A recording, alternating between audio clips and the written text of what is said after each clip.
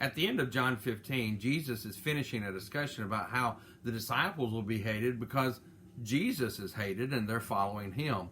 He assures them a little bit by telling them in verse 25 that when the Helper comes, whom I will send from my Father, the Spirit of truth who proceeds from the Father, he will testify of me. In other words, one of the reasons that so many of these other people hated Jesus is because they did not believe him or believe in him, and they spread many falsehoods about him. But the Spirit of truth would come to testify and correct those things. And yet, that was not the end of all things for the disciples, because when you move into the next chapter, verse 1 of chapter 16, Jesus then tells his disciples, "These things I have spoken to you, that you should not be made to stumble."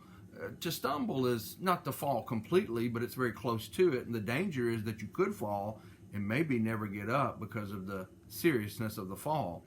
Jesus says, "They will put you out of the synagogues. Yes, the time will be coming when whoever kills you will think he offers God service. And these things they will do to you because they have not known the Father nor me." There's the real key. The reason these terrible things might be in the future and would be in the future for the apostles and many of Jesus' followers is because they don't know who Jesus is. They don't know who God is. Consequently, they do not believe the Spirit of truth. They're the Father, the Son, and the Spirit.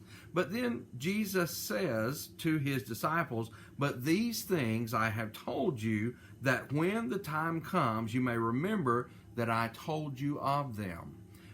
No doubt the disciples, the apostles especially, remember this for many, many years to come. And yet, one man who was there and heard Jesus say that many years later, perhaps more than 30, was able to write down something about this. Peter wrote in 1 Peter chapter 4, beginning at verse 12, "Beloved, do not think it a strange thing concerning the fiery trial which is to try you, as though some strange thing has happened to you, but rejoice to the extent that you partake in Christ's sufferings, that when his glory is revealed, that you may also be glad with exceeding joy. If you are reproached for the name of Christ, blessed are you, for the Spirit of glory," there's the Spirit mentioned again, "for the Spirit of glory and of God rest upon you. On their part he is blasphemed, but on your part he is glorified. Let none of you suffer as a murderer, a thief, an evildoer, or a busybody in other people's matters.